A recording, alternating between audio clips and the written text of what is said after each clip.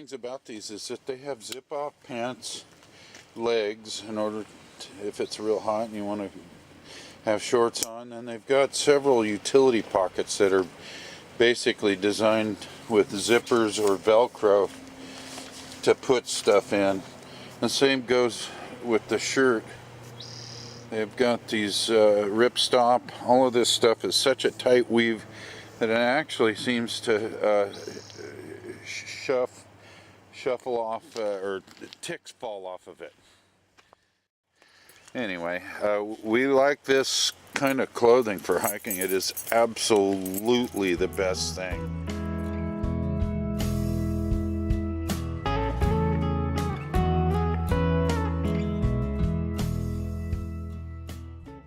Do want a good quality boot.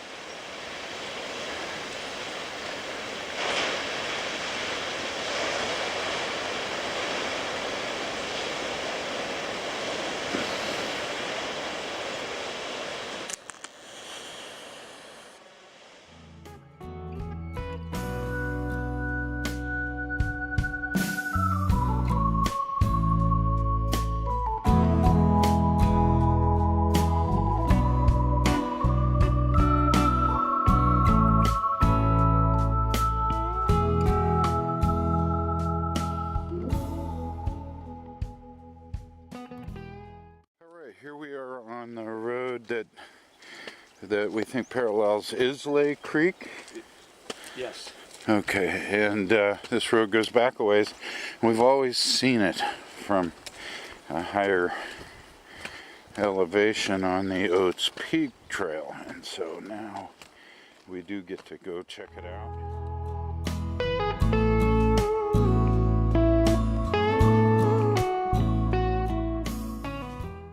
Look at this, there's a trail over there. That's just what I was saying. I've been looking at that. Looks like it comes out of the back of the park there. All right, correct? We are on the road. Got at least a few minutes under our belts on the road here, and we're headed up this thing to see what happens and where the other trail takes off. A little bit of words about some other hiking equipment, and this time it'll be the trekking poles. Dave actually cut me a couple of trekking poles out of wood, and boom, I was able to finish, and I saw clearly that was the answer to a few things. A lot of good stuff, and it's all very subtle. Of course, you get a little extra push every time you take a step, so over time that adds up, so it adds more quality miles to whatever hiking you're doing. That's kind of the basic point. It adds a lot to stability because you can real quick go over rocky parts and creek crossings and slippery trails. If you're going uphill, you can really get into it and push with your arms and legs. And if you're going downhill, you can use them this way to slow down. But also, the whole other half of that is you get your arms and upper body involved in your hiking. So your hands don't swell up. You don't walk around like this with your, holding on because you don't know what else to do with your hands and arms.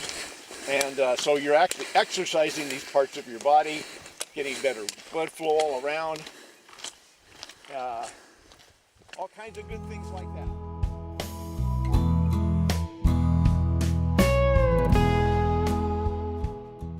And then I go back up the trail and do a different way back over to my truck. Mm-hmm.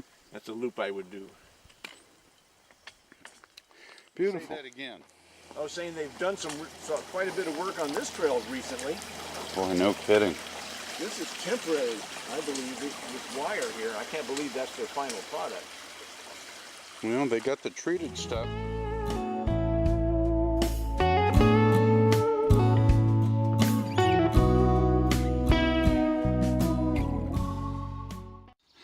Look at all the pretty Spanish moss. Certainly does look good in the scenery department.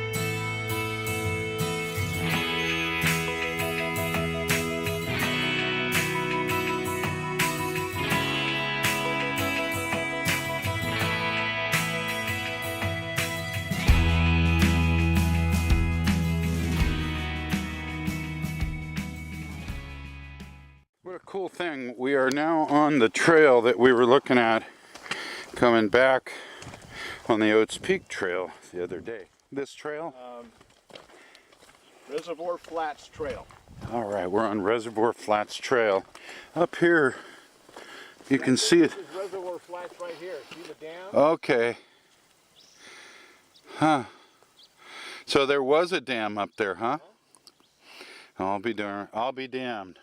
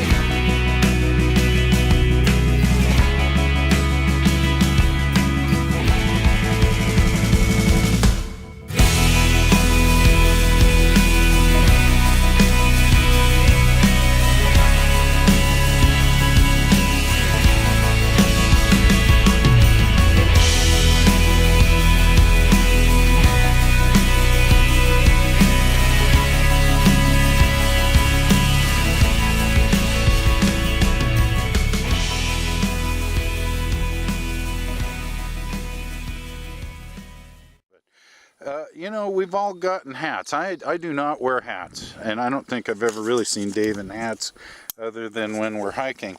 And me, personally, I've never worn a hat except for when I'm hiking. Why do you wear a hat, Dave? Number one is for sun control. The bright sun, that's why I wear glasses most of the time, is because the sun hurts my eyes, literally. So I want to be able to control it, and a hat's the best way. Secondarily is shade. This cools with a brim. Doing this kind of work, I like to be in a big hat like this.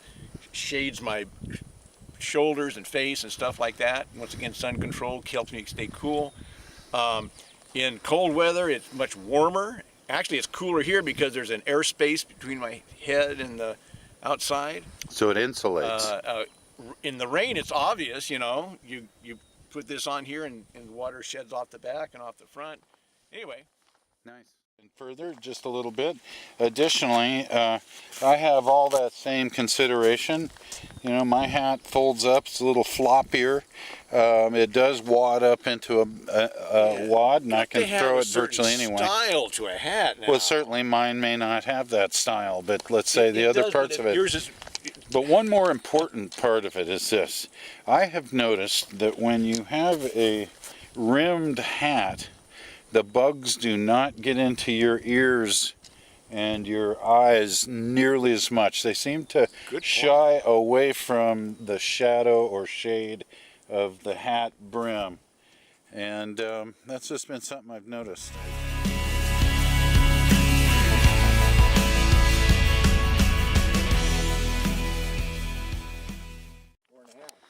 All right, so we're right at the second intersection in this area. One is to the BB Trail, the other one goes up to Oats Peak, and this one goes to Valencia.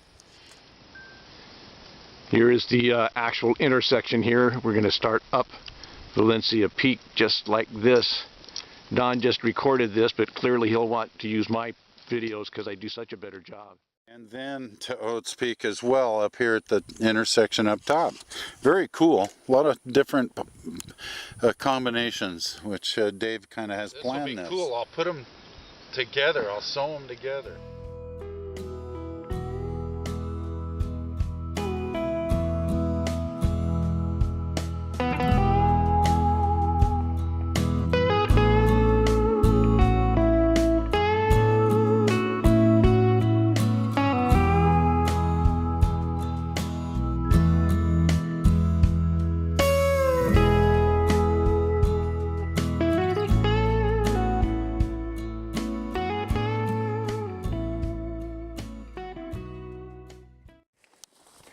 Oh, we're about halfway up Valencia.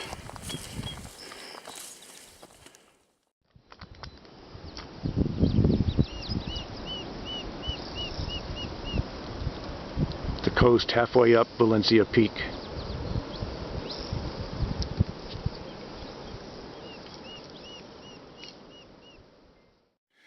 Look at the old trail right down the middle of the gully there, right?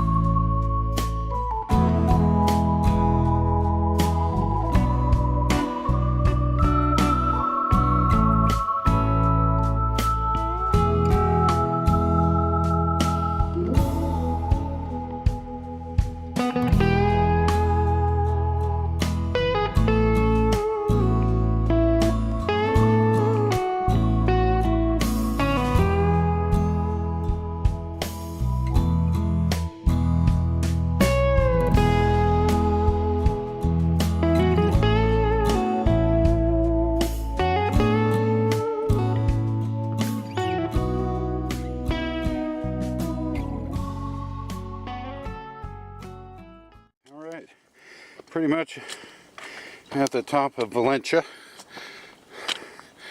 1,347 foot above that down there.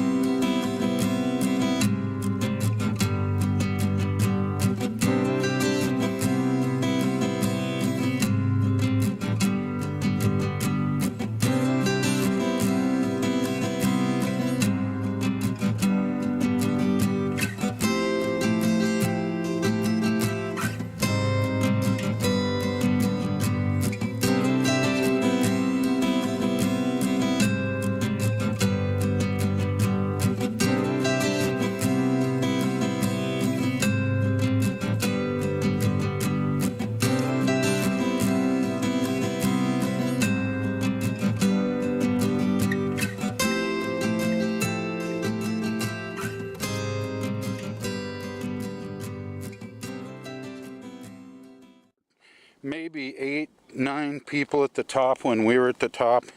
And here comes another 10, 15 it looks like. And in comparison with the trails we usually hike, we rarely even see one person.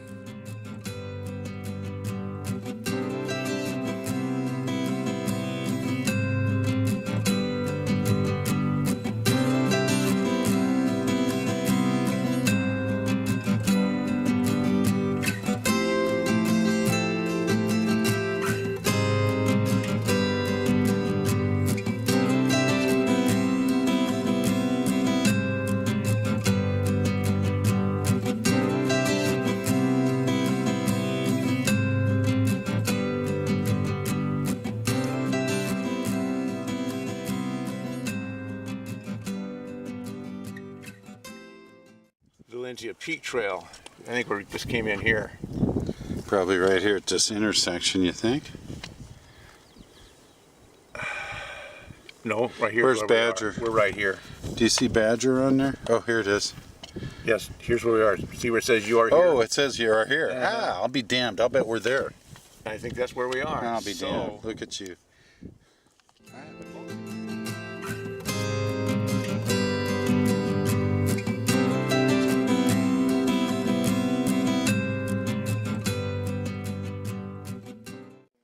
By the time we get to the bottom,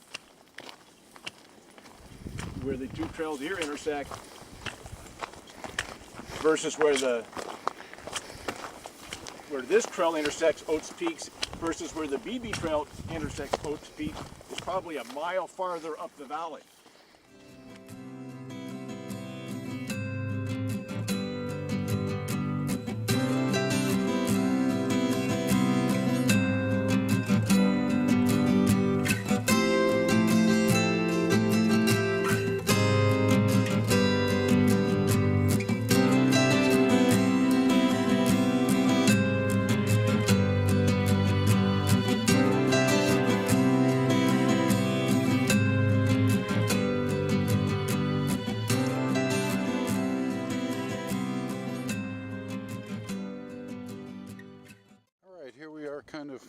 This was where we came on to this trail this morning, the Oats Peak Trail, and it took us up there to that saddle, way up the line there.